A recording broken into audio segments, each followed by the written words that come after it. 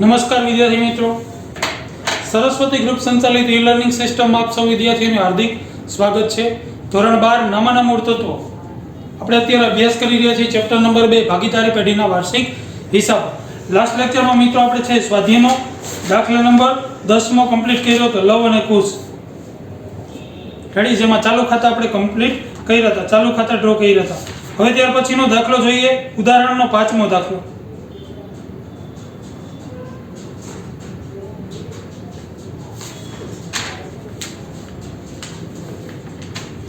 જે તમારી ચોપડીના page number 57 પર આપેલો છે, એની રકમ વાંચું છું। શિવ અને શંકર સરખે હિસ્સે નફો નુકસાન વહેંચતા ભાગીદારો છે। જો નફા નુકસાનનું પ્રમાણ આપી દીધું છે, કેવું? સરખે હિસ્સે। તારીખ 31/3/17 ના રોજ નીચે આપેલા કાચા સર્વે અને હવાલા પરથી પેઢીના વાર્ષિક હિસાબો તૈયાર કરો। વાર્ષિક હિસાબો કીધું છે, અને આપણે કાચા સર્વેની બાકીમાં નજર નાખીએ તો ક્યાંય વેપાર ખાતે કે નફા નુકસાન ખાતે એવું કાંઈ આપેલું નથી। તો હંમેશા વેપાર ખાતું, નફા નુકસાન ખાતું, ફાળવણી ખાતું, મૂડી ખાતા અને પાકું સર્વે તૈયાર કરવું પડે। બધામાં હેડિંગ શું આવશે તો કે શિવ અને શંકરની ભાગીદારી પેઢીનું તારીખ 31/3/17 ના રોજ પૂરા થતા વર્ષનું વેપાર ખાતું, એવી જ રીતના ઈ હેડિંગ સહિત પૂરા થતા વર્ષનું નફા નુકસાન ખાતું, ઈ હેડિંગ સહિત પૂરા થતા વર્ષનું ફાળવણી ખાતું। ચાલુ ખાતામાં મૂડી ખાતામાં કાંઈ હેડિંગ નહીં આવે, ભાગીદારોના મૂડી ખાતા। અને પાકા સર્વેમાં શિવ અને શંકરની ભાગીદારી પેઢીનું તારીખ 31/3/17 ના રોજનું પાકું સર્વે। આમાં બધાયમાં પૂરા થતા વર્ષનું આવશે, આમાં ના રોજનું આવશે। ક્લિયર? અને કેટલી લીટીનું તૈયાર કરવું એ આપણે અગાઉ કહી ગયા છીએ। આ બધી 15 લીટી, એક પેજ, 10 લીટી, 10 લીટી અને એક પેજ, આ પ્રમાણે બધા જ દાખલા છે એ અગાઉથી ડ્રો કરવાના હોય। રેડી? જોઈએ, પહેલા આપણે છે એ હવાલા કમ્પ્લીટ કરીશું। તો હવાલો પહેલો જ આપ્યો છે, હવાલા નંબર 1। આખા સ્ટોરની કિંમત 40,000 છે, પરંતુ તેની બજાર કિંમત 20% ઓછી છે, તો એ ઓપ્શન ધ્યાને લેવાનું। તો પેલા 40,000 માઈનસ 20%, તો કેટલા આવશે જોવો દે, તો કે 32,000 રૂપિયા આવશે। તો આખા સ્ટોકની કિંમત કેટલી થશે તો કે 32,000 રૂપિયા છે, આપણે આખા સ્ટોક તરીકે લખશું। તો અહીં લખશું, એક અસર અહીંયા આવશે, આખા સ્ટોક કેટલો તો કે 32,000, બરોબર। જો વધુનું ઓપ્શન આપેલું હોત તો એ ધ્યાને ન લેત, તો 40,000 પૂરેપૂરા લેત, પણ ઓછું છે તો બાદબાકી કરવાની। રેડી? બીજી અસર અહીં આપશું, મિલકત લેણા બાજુ, આખો સ્ટોક કેટલો તો કે 32,000। રેડી? ત્યાર પછીનો હવાલા નંબર 2 જોઈએ।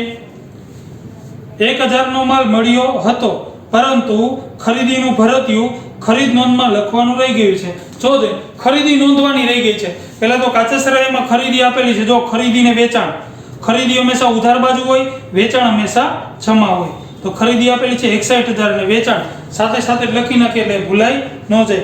ખરીદી 61,000, તો અહીંયા એક લીટી છોડી શરૂ સ્ટોકની અહીંયા લખશું ખરીદી, અને આ બાજુ લખી નાખી વેચાણ, બરોબર, એટલે ભૂલાઈ ન જાય। ખરીદી કેટલી આપી છે જોવો તો 61,000, તો અહીંયા લખશો પેલા અંદરની સાઈડ 61,000। હવે હવાલામાં એમ કીધું છે કે ખરીદીનું ભરતિયું છે એ નોંધવાનું રહી ગયું, તો આપણે એને નહીં નોંધેલ ખરીદી કહેશું। કેટલી તો કે 1,000 રૂપિયા છે એ ખરીદી નોંધી નથી, તો અહીં લખશું નહીં નોંધેલ પ્લસ નહીં નોંધેલ કેટલા તો કે 1,000 રૂપિયા। રેડી? હવે ખરીદી અને લેણદારને સીધો સંબંધ છે, ખરીદી વધી તો લેણદારો પણ વધશે। તો જોવો તો લેણદારો આપેલા છે વેપારીઓ, જો આપેલા છે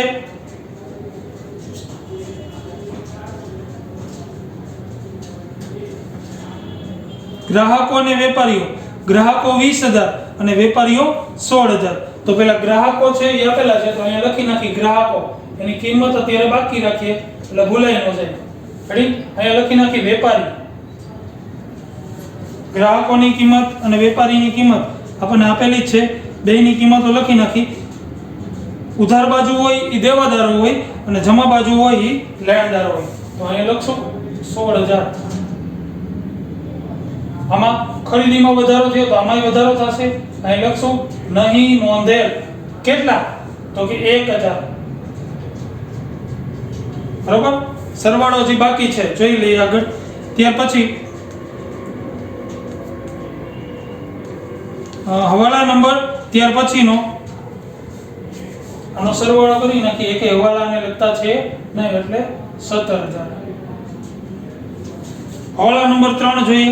ભાગીદારોને મૂડી પર 10% અને ઉપાડ પર 5% વ્યાજ વસૂલ કરવાનું છે. જો દે પહેલા તો મૂડી અને ઉપાડ લખશું. મૂડી આપેલી છે 1 લાખ ને 1,20,000. મૂડી એને લખશું બાકી આગળ લાવ્યા, બાકી આગળ લાવ્યા. શિવ અને શંકરની બેયની મૂડી આપેલી છે 1 લાખ અને 1,20,000. તો એને લખશું 1 લાખ અને 1,20,000. જ્યારે ઉપાડ આપેલું છે 10,000 અને 20,000, તો ઉધાર બાજુ હોય ઉપાડ હોય, જમા બાજુ હોય મૂડી હોય. તો ઉપાડ લખી નાખી 10,000 અને 20,000, 10,000 અને 20,000. ત્યાર પછી જોવો દે હવાલામાં શું કીધું છે? મૂડી પર 10% અને ઉપાડ પર 5% વ્યાજ વસૂલ કરવાનું છે. બરાબર? મૂડી અને ઉપાડ તો 10% અને 5% વ્યાજ વસૂલ કરવાનું છે. મૂડી પર 10% અને 5%. તો પહેલા તો લખીએ મૂડીનું વ્યાજ. મૂડીની નીચે જ આવશે. મૂડી પર કેટલા ટકા સૂચના છે? તો કે 10%. તો આના 10% એટલે 10,000, આના 10% એટલે 12,000. રેડી? અને બીજી અસર ક્યાં આવશે? તો કે ફાળવણીમાં અહીંયા એક લીટી છોડી અને લખી નાખી મૂડીનું વ્યાજ શિવ કેટલા? તો કે 10,000 અને શંકર કેટલા? 12,000. હવે જો ઉપાડ પર વ્યાજ કેટલું આપવાની સૂચના છે? તો કે 5%. ઉપાડ પર 5% વ્યાજ વસૂલ કરવાનું છે. ઉપાડ આપણને આપેલું છે જો 10,000 અને 20,000, તો એનું વ્યાજ એની નીચે જ આવશે. અહીં લખશું ઉપાડ પર વ્યાજ 10% એટલે 1,000, 5% એટલે 500, 10% એટલે 2,000, 5% એટલે 1,000. એક લીટી છોડીને લખશું ઉપાડ પર વ્યાજ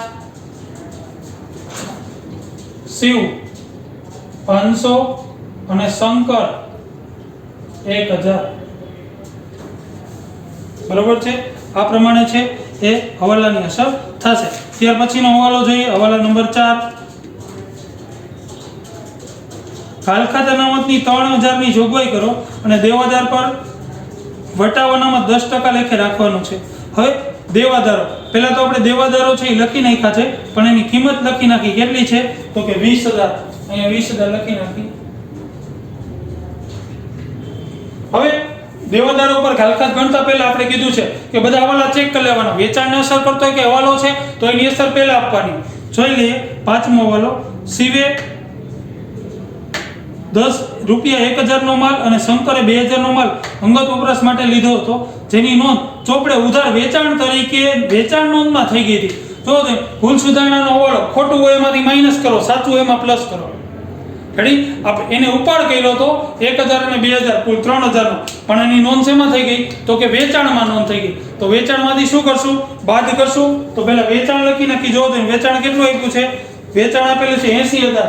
તો અહીંયા પહેલા અંદરની સાઈડ લખશું વેચાણ 80,000 માઈનસ ભૂલથી નોંધેલ કેટલા? તો કે 1,000 અને 2,000 એટલે કુલ 3,000. જો આપણને એવું કીધું છે કે 1,000 છે એ શિવ અને 2,000 શંકરનો ઉપાડ છે થઈ ગયો તો બરાબર. તો આમાંથી બાદ કરશું. ચોખ્ખું વેચાણ મળશે આપણને 77,000. આ ભૂલ સુધારણાનો હવાલો ખોટું એમાં શું કર્યું? બાદ કર્યું. હવે એમાં શું કીધું છે કે સાચું શું છે? 1,000 અને 2,000 નો માલ અંગત વપરાશ માટે લીધેલો હતો. પહેલા તો છે એ વેચાણમાં અહીંયા ઘટાડો થયો, તો અહીંયા પહેલા ઘટાડો કરી દે માઈનસ ભૂલથી નોંધેલ. ભૂલથી નોંધેલ કેટલા? 3,000. એટલે ચોખ્ખી રકમ આવશે દેવાદારોની 17,000. આ ખોટી અસર થઈ. હવે સાચી અસરમાં શું કીધું છે કે 1,000 અને 2,000 નો માલ છે. શિવે 1,000 અને 2,000 નો માલ અંગત વપરાશ માટે લીધો હતો. જો અન્ય રીતે ગયેલો માલ ખરીદીમાંથી શું થાય? બાદ થાય તો અહીંયા માઈનસ કરશો ઉપાડથી ગયેલ માલ કુલ કેટલો તો કે 3000 રૂપિયા બરાબર ઉપાડથી ગયેલો માલ અહીંયા ઉપાડ તરીકે લખી નાખી ઉપાડ શિવ અને શંકર શિવના ખાનામાં 1000 અને 2000 બરાબર જો આમાં કઈ તારીખ આપેલી નથી એટલે છે આનું વ્યાજ ગણાશે નહીં એનો મતલબ એવો કે આ પ્રોસેસ છે એ છેલ્લે દિવસે થઈ છે ઉપાડ છે એ છેલ્લે દિવસે થયો છે એટલે આનું કઈ વ્યાજ ગણાય નહીં જો આમાં તારીખ આપેલી હોત તો એનું યોગ્ય વ્યાજ ગણો પણ આમાં તારીખ નથી આપી એટલે એવું સમજવાનું કે વર્ષની આખરે છે આ ઉપાડ થયો છે 1000 ને 2000 આ વર્ષની શરૂઆતમાં થયો છે આ વર્ષની આખરે થયો છે આખરે થયો એની પર વ્યાજ ગણાય નહીં રેડી તો ચાર અસર થઈ પેલી વેચાણમાં નોંધ થઈ ગઈ હતી વેચાણમાંથી બાદ કર્યું ગ્રાહકોમાં પ્લસ કર્યું સોરી ગ્રાહકોમાં જે સીધી અસર વેચાણમાં માઈનસ તો ગ્રાહકોમાં માઈનસ બીજું ઉપાડથી માલ ગયો તો એટલે ખરીદીમાંથી શું કર્યું બાદ ખરીદીમાંથી અન્ય રીતે ગયેલો માલ બાદ અને ઉપાડ તરીકે લખ્યું હવે ચોખ્ખી ખરીદી લખી નાખી જો તે માલ પરત એવો શબ્દ છે કે માલ પરત ઉધાર જમા ક્યાંય નથી બરાબર એટલે આની ચોખ્ખી ખરીદી લખી નાખી 61000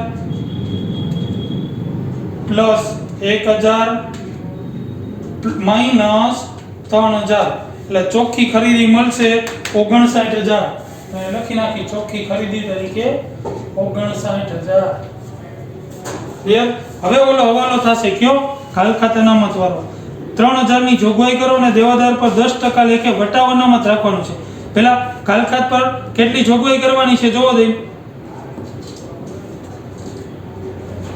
3000 એવું ચોખવટ કરીને કીધું છે તો આમાંથી માઈનસ કાલખાત અનામત 3000 એટલે ચોખ્ખા 14000 અને દેવાદાર વટાવ અનામત માઈનસ દેવાદાર વટાવ અનામત કેટલું રાખવાનું કીધું છે દેવાદાર વટાવ અનામત તો કે 10% 10% એટલે 1400 તો આમાંથી બાદ કરી અને ચોખ્ખા દેવાદારો મેળવીએ પેલા 14000 માંથી 14000 માઈનસ 1400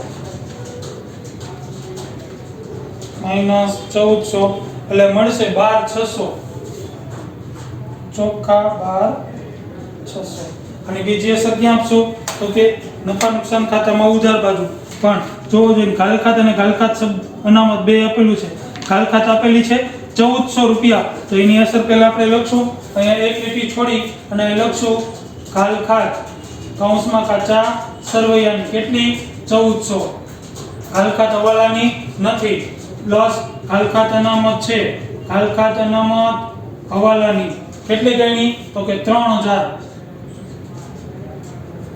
હવે આનો સરવાળો લખતા પહેલા જમા બાજુ જોવો દે આપેલી છે કાલખાત અનામત તો કે હા 6000 રૂપિયા આપી છે જો કાલખાત અનામત તરીકે કેટલા આપ્યા છે 6000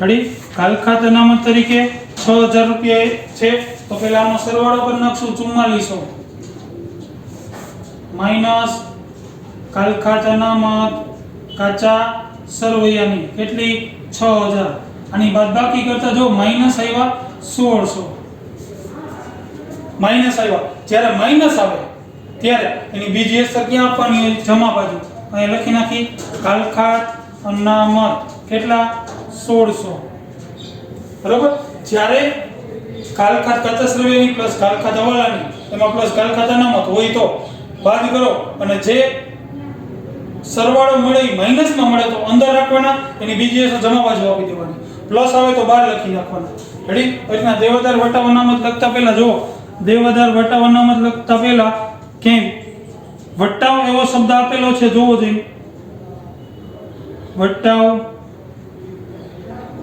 એવો શબ્દ આપેલો છે ક્યાંય જો નથી તો ડાયરેક્ટ દેવાદાર વટાવ અહીંયા લખી નાખશું દેવાદાર વટાવ અનામત કેટલા છે કેટલા ગણ્યા તો કે 1400 રૂપિયા તો રકમના ખાનામાં લખશું 1400 ક્લિયર તો આ પ્રમાણે છે હવાલાની અસર થશે ત્યાર પછીનો હવાલો જોઈ ભાગીદારી કરારનામાની જોગવાઈ પ્રમાણે નુકસાન હોય તો પર મૂડી ઓલરેડી આપણે મૂડી પર વ્યાજ આપી જ દીધું છે, એનો મતલબ એવું કીધું છે એટલે આમાં શું થશે? નુકસાન થશે. નફા નુકસાન ખાતામાં છે એ તફાવતની રકમ જમા બાજુ મળશે. રેડી? અહીંથી ખબર પડી છે. હવે હવાલા જોઈએ. આંતરિક હવાલા. શિવની લોન જો આપેલી છે 20,000 રૂપિયા, તો પેલા લોન આપેલી છે જમા બાજુ એટલે આપણે એની અસર આપશું. શિવની લોન તરીકે અહીંયા લખશું શિવની લોન જમા બાજુ જો આપી છે, કેટલી આપી છે જમા બાજુ શિવની લોન તરીકે આપણને આપેલા છે 20,000 રૂપિયા.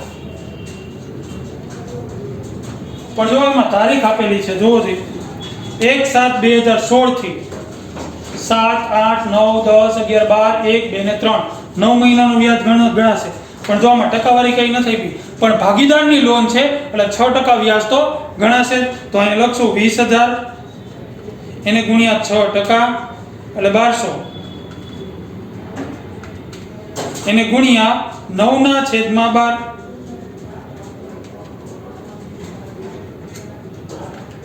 એટલે આવશે 900 રૂપિયા વ્યાજ આવશે. જો 9 મહિનાનું વ્યાજ ગણાશે, પણ કેટલું? તો કે 900 રૂપિયા. એક અસર અહીંયા આપીએ, શિવની લોનનું વ્યાજ કેટલું? 900. ફરીથી કહું છું 20,000 એને ગુણ્યા 6% કરવાના. ભાગીદારની લોન છે, કરારનામામાં જોગવાઈ ન હોય તો એ ભાગીદારને છે એની લોન પર 6% વ્યાજ આપવાનું હોય. અને 9 મહિનાનું છે, 1/7 થી ગણો 31/3 એટલે 9 મહિના 20,000 ના 6% એને ગુણ્યા 9/12 એટલે 900 રૂપિયા. એક અસર અહીંયા આવશે. બીજી અસર આપીએ નફા નુકસાન ખાતામાં ઉધાર બાજુ. અહીંયા લખશું શિવની લોનનું વ્યાજ કેટલું? તો કે 900 રૂપિયા. રેડી? ત્યાર પછીની ક્યાંય જોઈ લઈએ. હવાલો છે નથી. રેડી? હવે પહેલેથી અસર આપતા જઈ. મૂડી ઉપર આવી ગયું. શરૂનો સ્ટોક 60,000. શરૂનો સ્ટોક અહીં લખશું વેપાર ખાતામાં. અહીં લખશું શરૂઆતનો સ્ટોક કેટલો? તો કે 60,000. ત્યાર પછી ખરીદી વેચાણ આવી ગયું. કસ્ટમ ડ્યુટી અને તોલાઈ બે યાદ આવશે. કસ્ટમ ડ્યુટી અને તોલાઈ. કસ્ટમ ડ્યુટી આપણને આપી છે 20,000 ને તોલાઈ આપ્યું છે 1,000. કસ્ટમ ડ્યુટી માલ અંગેનો ખર્ચો એટલે અહીંયા આવશે કસ્ટમ ડ્યુટી 20,000 અને તોલાઈ 1,000. આપણે અગાઉ જોઈ ગયા છીએ. કસ્ટમ ડ્યુટી એટલે શું? તો કે માલ એક રાજ્યમાંથી બીજા રાજ્યમાં છે એ લઈ આવો ત્યારે જે ડ્યુટી આપણે ભરવી પડે તે. અને બીજું તોલાઈ એટલે શું? જ્યારે આપણે છે માલ છૂટકમાં લીધો હોય ત્યારે એને વજન કરવાનો જે ખર્ચ થાય એને તોલાઈ કહેવાય. બરોબર? માલ અંગેનો ખર્ચો છે એટલે વેપાર ખાતામાં જ આવશે. ત્યાર પછી પ્રોવિડન્ટ ફંડ અને પ્રોવિડન્ટ ફંડમાં ફાળો.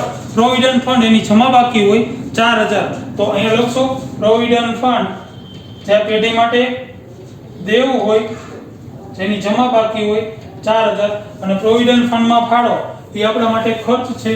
તો અહીંયા લખશું પીએફ માં ફાળો જે ઉધાર બાજુ આપેલું છે એટલે 1,000. તો અહીંયા લખશું 1,000. હવે પ્રોવિડન્ટ ફંડ એટલે શું? તો કે દર મહિને કર્મચારીના પગારમાંથી અમુક ટકા રકમ છે એ કાપી લેવાની હોય, જે નિવૃત્ત થાય ત્યારે આપવાની હોય. એ પેઢી માટે દેવું છે, અહીંયા દેવા તરીકે. ફાળો એટલે શું? તો કે જેટલી રકમ કર્મચારીના પગારમાંથી કપાય એટલી છે કંપની વાળા બીજી ઉમેરે એટલે એના માટે ખર્ચ થાય. તો અહીં આવશે. ત્યાર પછી ડેડ સ્ટોક 22,000 આપણા માટે મિલકત કહેવાય. અહીંયા લખશું ડેડ સ્ટોક 22,000. ત્યાર પછી પગાર મજૂરી 12,000 જે નફા નુકસાન ખાતામાં આવશે. પગાર પહેલા છે એટલે પગાર મજૂરી 12,000. ત્યાર પછી શિવની લોન આવી ગઈ. મહાજન લાગો 2,000. મહાજન લાગો જે એક પ્રકારનો છે એ માલ અંગેનો ખર્ચો છે. મહાજન લાગો બરાબર જ્યારે છે એ માલના અર્થે ધંધાના અર્થે માલ લેવા દેવા કોઈ વ્યક્તિને છે આપણે મોકલવામાં આવે એનો જે ખર્ચ થાય મહાજન લાગો. અહીં લખશું મહાજન લાગો. બરાબર કેટલો આપ્યો છે જોવો જોઈએ મહાજન લખો તો કે 2000. ત્યાર પછી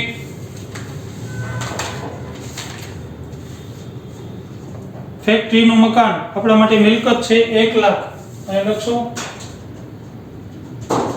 ફેક્ટરીનું મકાન 1 લાખ રૂપિયા. બરાબર પણ એ મકાનનો ઘસારો છે એ માલ અંગેનો ખર્ચો કહેવાય કારણ કે ફેક્ટરીમાં મોટે ભાગે શું થતું હોય તો કે ઉત્પાદનનું કાર્ય. તો ફેક્ટરીના મકાનનો ઘસારો છે ફેક્ટરી અંગેનો કંઈ પણ ખર્ચો હોય કારખાના અંગેનો કંઈ પણ ખર્ચો હોય આમાં આવશે. કારખાનું કે ફેક્ટરી એવો શબ્દ હોય તો એની મિલકત મકાન છે આપણા માટે મિલકત છે પણ એનો ખર્ચો તો કે અહીંયા આવશે કેટલો આપેલો છે મકાનનો ઘસારો 10,000. અહીં લખશું ફેક્ટરીના મકાનનો ઘસારો કેટલો તો કે 10,000. ત્યાર પછી આપ્યું છે વીમા પ્રીમિયમ 1200 રૂપિયા પણ અહીંયા જ આવશે વીમા પ્રીમિયમ 1200. ત્યાર પછી અગાઉથી ચૂકવેલ વીમા પ્રીમિયમ 600 આપણા માટે લેણું કહેવાય. અહીંયા લખશું અગાઉથી ચૂકવેલ વીમા પ્રીમિયમ 600 રૂપિયા. ત્યાર પછી ડેમરેજ માલ છે આપણે રસ્તામાં લાવી છીએ કે લઈ જઈએ છીએ ત્યાં રસ્તામાં માલને જે કંઈ નુકસાન થાય ને એને ડેમરેજ કહેવાય. કેટલું ડેમરેજ થયું તો કે 200. એ પણ અહીંયા જ આવશે ડેમરેજ 200. ત્યાર પછી આગળ જોઈ હુંડીઓ જમા બાજુ હોય દેવી હુંડી ઉધાર બાજુ લેણી હુંડી. પેલા દેવી હુંડી લખી નાખી 14,000. અહીં લખશું દેવી હુંડી 14,000 અને લેણી હુંડી કેટલી આપી છે 30,000. અહીં લખશું લેણી હુંડી 30,000. ત્યાર પછી આપેલું છે રોકડ અને બેંક. રોકડ ઉધાર બાજુ હોય રોકડ હોય જમા બાજુ હોય બેંક હોય.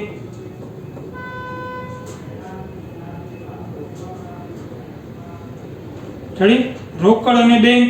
રોકડ આપેલી છે 6,000 તો અહીં લખશું રોકડ શિલક કેટલી તો કે 6,000 અને બેંક ઓવરડ્રાફ્ટ જમા બાજુ હોય બેંક ઓવરડ્રાફ્ટ કેટલો છે 18,000.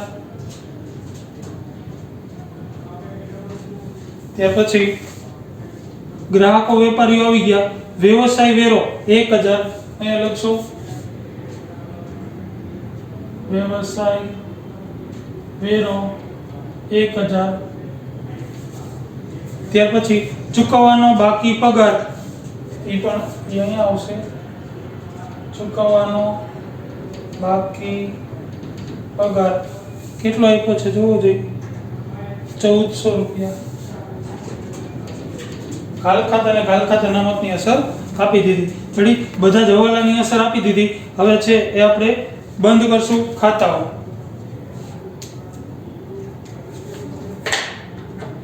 જો પહેલા છે એ આ બાજુનો સરવાળો કરી આ બાજુનો વધારે છે જુઓ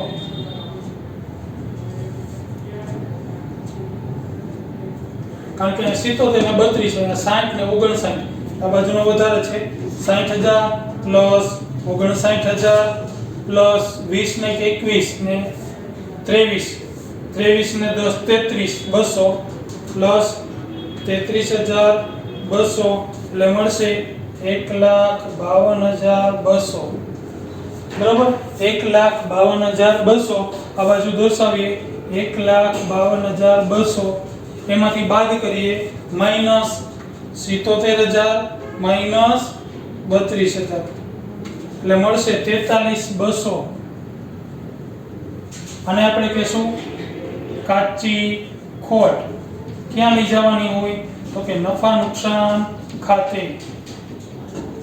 બરાબર. અહીંયા જમા તો અહીંયા ઉધાર બાજુ લખશું કાચી ખોટ ક્યાંથી તો કે વેપાર ખાતેથી લાવ્યા કેટલા તો કે 43,200.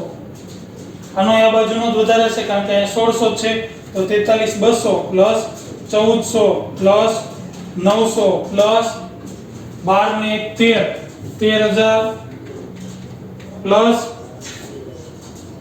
1200 પ્લસ 1000 એટલે ઈ બાજુનો ટોટલ મળશે 60 700 અહીંયા દર્શાવીએ 60 700 અહીંયા દર્શાવીએ 60 700 એમાંથી બાદ કરીએ માઈનસ 1600 એટલે તફાવત મળશે 59 100 આને આપણે કહેશું ચોખ્ખી ખોટ ક્યાં લઈ જવાની હોય તો કે નફા નુકસાન ફાળવણી ખાતે લઈ ગયા અહીં લખશું ચોખ્ખી ખોટ નફા નુકસાન ખાતેથી લાવ્યા કેટલા તો કે 59 100 બરાબર આ બાજુનો સરવાળો વધુ હશે 59 100 પ્લસ 10000 પ્લસ 12000 એટલે મળશે 81 100 આ બાજુ દર્શાવીએ 81 100 એમાંથી માઈનસ કરશો માઈનસ 1500 રૂપિયા એટલે તફાવતની રકમ મળશે 79 600 આને આપણે કહેશું વહેંચણી પાત્ર ખોટ બરાબર દાખલાની શરૂઆતમાં જ કીધું છે સરખે હિસ્સે નફો નુકસાન વહેંચતા ભાગીદારો છે બરાબર તો શિવ અને શંકર સરખે હિસ્સે તો આને ભાગ્યા કરીએ 2 એટલે સરખા પ્રમાણમાં વેચી દઈ 39 800 અને 39 800 સરખે હિસ્સે બરાબર અહીંયા જમા તો અહીંયા ઉધાર બાજુ અહીં લખશું વહેંચણી પાત્ર ખોટ કેટલા તો કે 39 800 અને 39 800 બરાબર ત્યાર પછી આનો સરવાળો કરશું આનો સરવાળો હંમેશા છે એ જમા બાજુનો જ વધુ હોય તફાવતની રકમ ઉધાર બાજુ જ મળે સરવાળો કરીએ 1,10,000 અહીંયા હું લખશું 1,10,000 એમાંથી બાદ કરીએ માઈનસ 10,000 માઈનસ 1500 માઈનસ 39,800 એટલે મળશે 58,700 ત્યાર પછી આ બાજુનો સરવાળો કરીએ 1,20,000 પ્લસ 12,000 1,32,000 આ બાજુ દર્શાવીએ 1,32,000 એમાંથી બાદ કરીએ 20 ને 21 21 ને 2 23 માઈનસ 23,000 માઈનસ 39,800 એટલે તફાવત મળશે 59,200 આને આપણે કહેશું બાકી આગળ લઈ ગયા બરાબર આને છે એ મૂડી તરીકે દર્શાવીએ મૂડી શિવ અને શંકર શિવની મૂડી મળી 58,700 અને 69,200 સરવાળો કરીએ 58,700 plus 69,200 plus 1,400 plus 14,000 plus 17,000 plus 20,000 plus 900 plus 4,000 plus 18,000 એટલે મળશે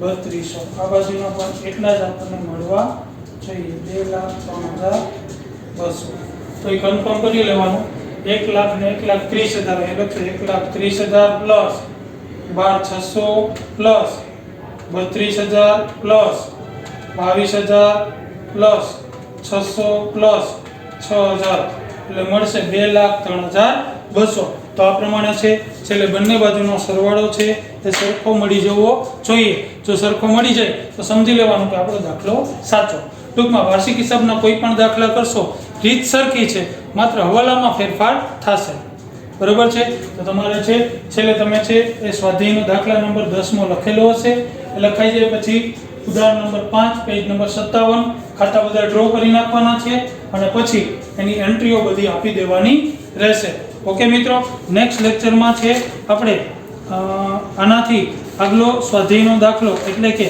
સ્વાધ્યાયનો દાખલા નંબર 11મો જે આપણે છે એ કમ્પ્લીટ કરીશું. ઓકે મિત્રો, તો આ દાખલો તમારે લખી લેવાનો રહેશે. Okay, thank you.